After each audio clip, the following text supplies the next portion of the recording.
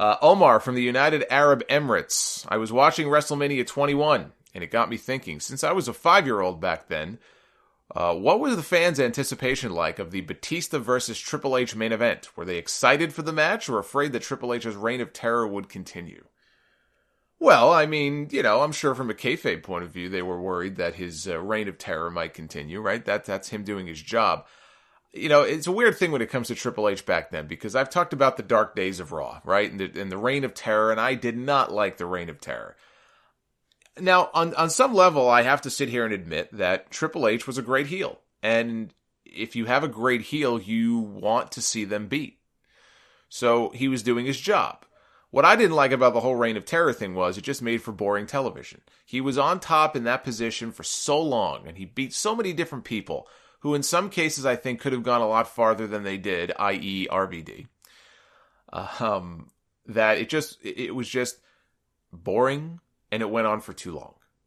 When they got to Batista, the fans woke up and jumped on the bandwagon because there was something about Batista that they just, I don't know, it just connected with them. It was obvious that they were going to build Randy Orton to be in that WrestleMania spot. Orton won the championship. Triple H beat him for it. They dumped him from Evolution.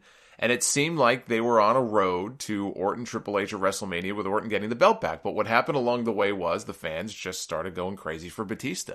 And they did these very subtle things on TV where they would tease certain things. And they would tease that maybe Batista was going to turn on Triple H, but then he wouldn't. There was one segment I remember where they were in the back, and I think Flair and Triple H and Batista were there. And it was something like, I don't know if Batista won a match or won a bet, but he said something to Hunter about how you owe me you owe me $20 or something. And they all laughed, and then Batista kind of laughed, and he was like, no, you owe me $20.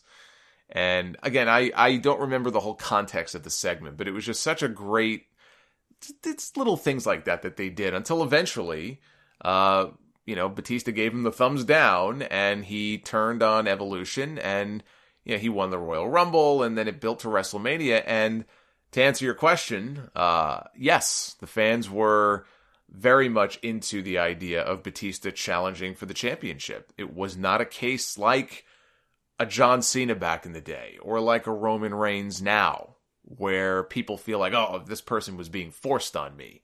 This was a totally organic thing that I don't think the company saw coming. I think it was Orton being groomed for that role, but they went with Batista as the hot hand. Kind of like they ended up doing with Bryan in 2014, although they had to be dragged kicking and screaming to do. I don't care what anybody says. They had to be dragged kicking and screaming, and CM Punk had to walk out in order for Bryan to get the spot he did at WrestleMania that year. But I'm sure it was a lot easier for Vince to look at somebody who physically looked like Batista and said, yeah, I can get behind this guy. No problem. So they made the switch. But it was a totally organic thing. People, they loved Batista, man. They were into him, and they wanted him to be the one to beat Triple H.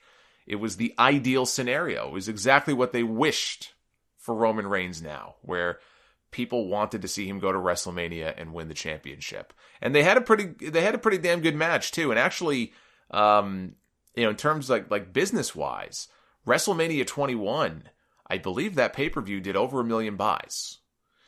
And I don't know offhand what other match or attraction on that show would have single-handedly been responsible for such a big buy rate. I know they were promising a Piper's Pit, I think with Austin, and they had a big match with Kurt Angle and Shawn Michaels. All due respect to those two, they had a great match.